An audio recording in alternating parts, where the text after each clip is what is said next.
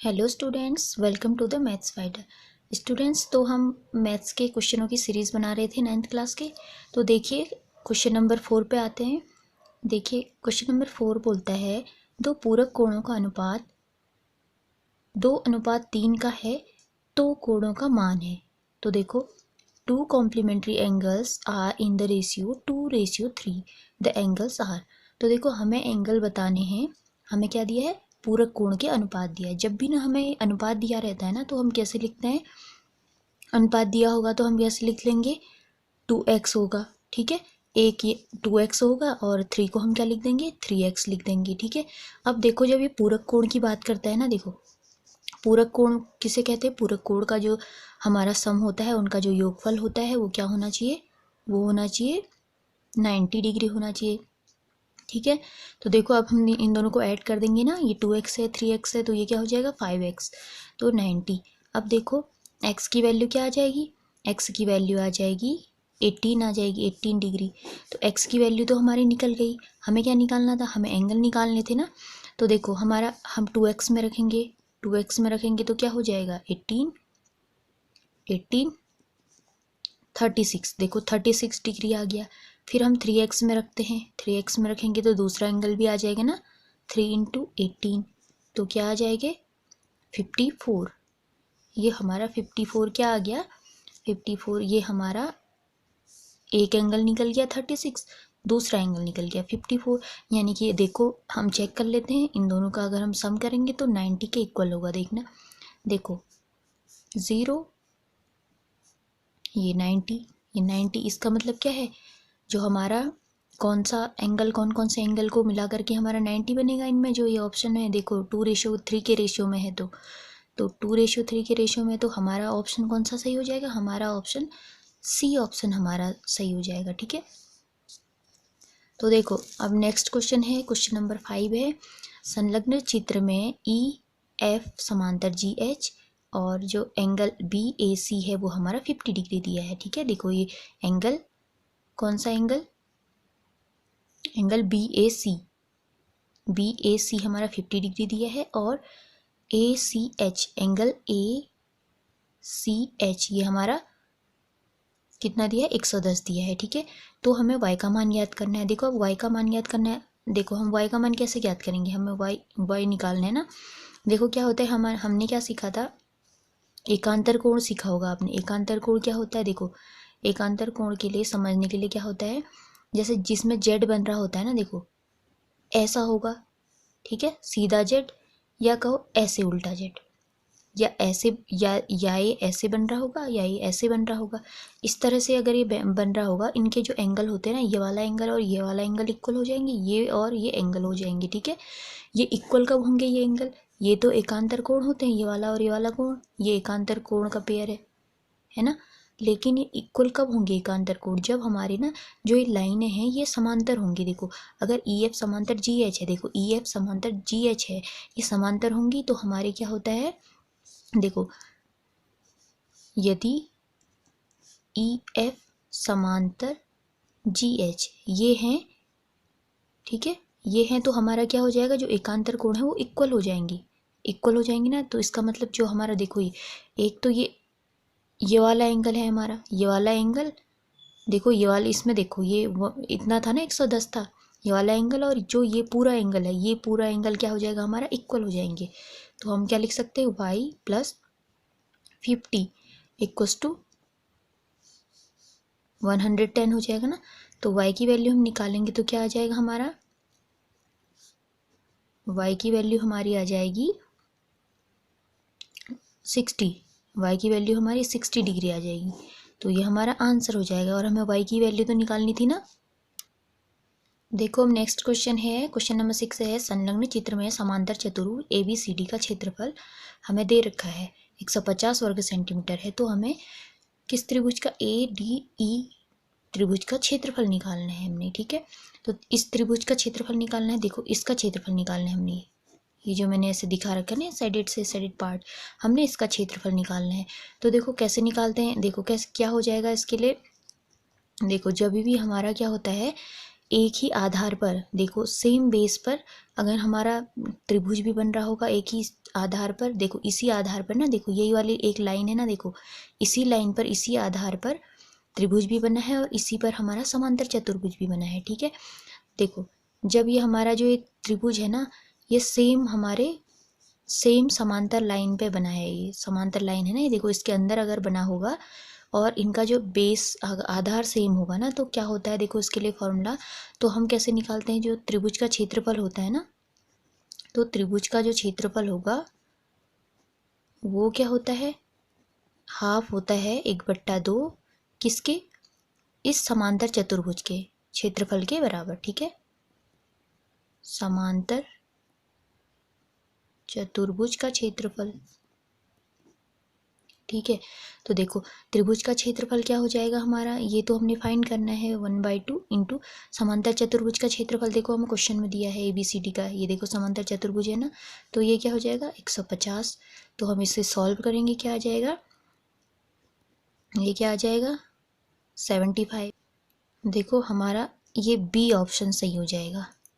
देखो अब next question है, क्वेश्चन नंबर 7 है, the value of y in the given figure is, हमें इसमें y का मान निकालना है, चित्र में y का मान निकालो। तो देखो जब हमने y का मान निकालना है ना, देखो हम कैसे निकालेंगे, अब देखो ये कैसा चित्र है, ये कैसा फिगर है, ये है, देखो इसमें क्या एक ही आधार है, देखो एक ही आधार में जब जब हमारा एक ही लाइन सेगमेंट होगा ना, एक ही लाइन होगी, इस एक लाइन में हमारे ये 2 त्रिभुज बने हैं, देखो ये वाला त्रिभुज भी बना है, देखो इस वाली लाइन में, देखो तभी मैंने अलग अलग कलर से दिखा रखा है, देखो देखो अलग अलग कलर से, देखो इसी वाले में हमारा ये वाला त्रिभुज है और इसी तरह से हमारा ये वाला त्रिभुज भी है, कौन सा वाला त्रिभुज, ABC ये वाला त्रिभुज और BCD ये वाला त्रिभुज है ना। देखो जो BC है, BC वाली लाइन दोनों में कॉमन है ना, दोनों में कॉमन है, देखो BC दोनों त्रिभुजों में। जब ऐसी कंडीशन होती है ना, देखो इस लाइन पर ये वाला एंगल भी बन रहा है और इसी लाइन पर ये वाला एंगल भी बन रहा है, तब क्या होता है हमारा, तो जो एंगल A हो जाएगा ना, ये एंगल D के बराबर हो जाएगा, ये दोनों हो जाते हैं। तो इसका मतलब क्या हो जाएगा, जो हमारा ये एक ही लाइन सेगमेंट में बन रहा है, यानी कि एक ही जो लाइन है, इस लाइन पर एक ही बेस पर ये बन रहे हैं ना, ऐसे बन रहे हैं, तो ये वाला एंगल जो है, देखो ये वाला एंगल है, ये वाला एंगल किस में बन रहा है, इस लाइन से बना हुआ है ना, और ये वाला एंगल भी तो इसी लाइन से बना हुआ है, तो हमारा क्या हो जाएगा, y का मान 50 आ जाएगा। तो हम क्या लिख देंगे, y = 50 आ जाएगा ये, ठीक है। तो हमारा ये 50 ऑप्शन C सही हो जाएगा। देखो क्वेश्चन नंबर 8 दिया है, what will be the area of the triangle with sides 3 centimetre 4 centimetre 5 centimetre. देखो हमें क्या निकालना है, उस त्रिभुज का क्षेत्रफल क्या होगा जिसकी भुजाएं दे रखी है हमको, ठीक है, ये तीनों भुजाएं दे रखी हैं, हमें त्रिभुज का क्षेत्रफल निकालना है। तो हम त्रिभुज का क्षेत्रफल कैसे निकालते हैं, देखो वैसे तो ये हमारा 3 साइड दी हैं, तो ये हीरोन फॉर्मूले से भी हो जाएगा ना, देखो हीरोन फॉर्मूले से भी हो जाएगा, और हमारा राइट एंगल ट्रायंगल जो हमारा क्या होता है, समकोण त्रिभुज से भी हम इसको निकाल लेंगे। देखो ABC इसको मानती हूँ, तो देखो अगर मेरा ये जो ये वाली है ना, हमें साइड दे रखी है 3 सेंटीमीटर 4 सेंटीमीटर, और जो सबसे बड़ी है ये तो हमारी क्या होती है, ये हमारा होता है कर्ण होता है, ठीक है। अब देखो हम क्या करेंगे, देखो ये हमारी जो AC है ना, ये सबसे बड़ी वाली साइड होती है ना, सबसे बड़ी वाली भुजा होती है ये, ठीक है। तो हम देखो कैसे निकालेंगे, हमें क्षेत्रफल निकालना है, तो त्रिभुज का क्षेत्रफल क्या होता है, त्रिभुज का क्षेत्रफल हमारा होता है 1/2 गुणा आधार गुणा ऊंचाई होता है ना, यही तो हमारा फॉर्मूला होता है 1/2 बेस इंटू हाइट। तो 1/2 गुणा आधार क्या है हमारा 3 है, ऊंचाई कितनी है हमारी 4 है, तो हमारा ये क्या आ जाएगा, देखो इससे 2 बार कट जाएगा, ये 3 दूनी 6 आ जाएगा, इतना सेंटीमीटर स्क्वायर, यही तो होता है त्रिभुज का क्षेत्रफल, यही आ गया हमारा, देखो यानी कि इसका मतलब है हमारा ऑप्शन नंबर A सही है, ठीक है।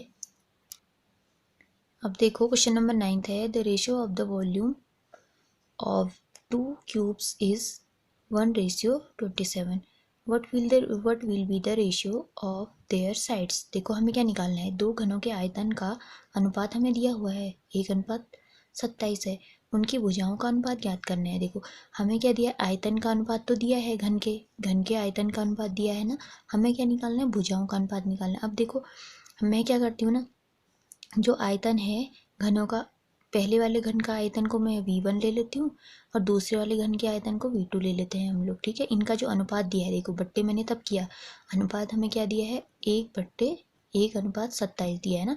तो हम क्या निकालेंगे, देखो हमारा जो आयतन हमें दिया, आयतन होता क्या है, आयतन हमारा होता है भुजा का क्यूब होता है ना, साइड का क्यूब होता है। तो भुजा का क्यूब, इसको हमने A1 ले लिया, इसको हमने A2 ले लिया, ठीक है। पहले वाले के लिए भुजा A1 है, दूसरे वाले घन के लिए भुजा A2 है, इसका क्यूब। अब देखो हम क्या करेंगे ना, 1/27 equals to A1 cube upon A2 cube, यही तो है।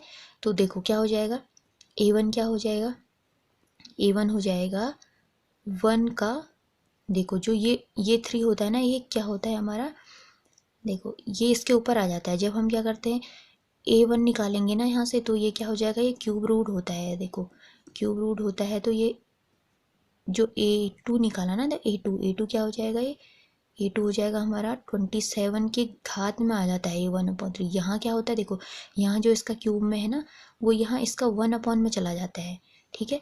तो देखो इसका घनमूल हो गया, देखो इसका घनमूल 27 का घनमूल क्या होता है, इसका घनमूल होता है 27, ये क्या है A2 है, 27 इसका घनमूल क्या होता है हमारा 3 होता है।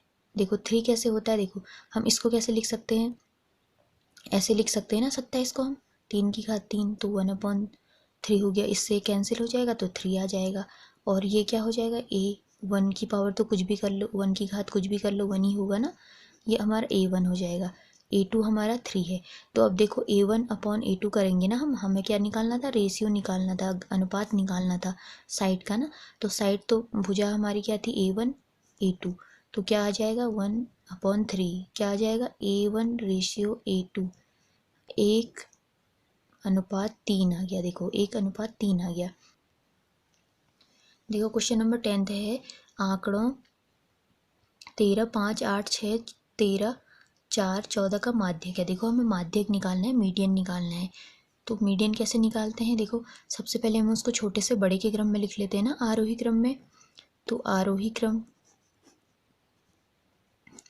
क्रम क्या हो जाएगा, इसका सबसे छोटा 4 है, उसके बाद 5 है, 6 है, 8 है, ठीक है। फिर कौन सा है, 6 है, 8 है, उसके बाद है हमारा 13 है और 14 है, ठीक है। 7 है ना, देखो 7 है। अब देखो हमें क्या निकालना है, माध्यक निकालना है। तो देखो कितने हैं, देखो 7 है ना, तो n यानी कि 7 का मतलब है n, ये जो इतने नंबर होते हैं ना, ये नंबर इनको हमने n से दिखा दिया है, n बराबर 7 है। n बराबर जब 7 होता है, इसका मतलब ये क्या है, हमारा विषम नंबर है ना, विषम ऑड है ना, ये ऑड नंबर, ये ऑड नंबर है। अब ऑड नंबर होते हैं तो इसके लिए फॉर्मूला क्या होता है, माध्यक निकालने का फॉर्मूला, इसके लिए फॉर्मूला होता है हमारा n+1/2 होता है, ठीक है। इतना वहाँ पद होता है ना, ये वाला पद।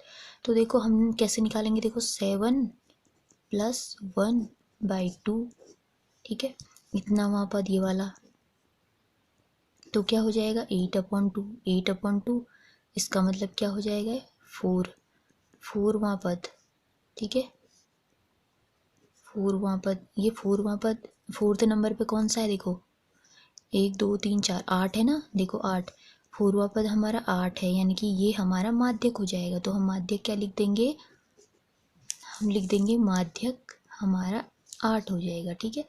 तो हमारा ऑप्शन नंबर C सही हो जाएगा, ठीक है। तो आज के लिए इतना ही, हम मिलते हैं नेक्स्ट वीडियो में, थैंक यू।